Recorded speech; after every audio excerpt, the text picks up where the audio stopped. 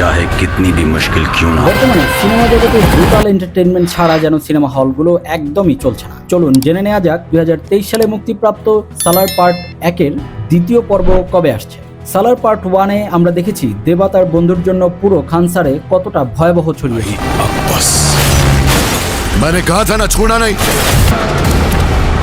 তবে এবার ডিরেক্টর প্রশান্ত নীল জানিয়েছেন প্রথম অংশ ছিল শুধুমাত্র ট্রেলার, পুরো মুভিটি দেখা যাবে সালার পার্ট 2-তে। প্রথম পর্বে দেবা ও বারধার বন্ধুত্ব কিভাবে শত্রুতা এবং বড় যুদ্ধের রূপ নেয় সেই কাহিনী তুলে ধরা হবে সিনেমার পর্দায়।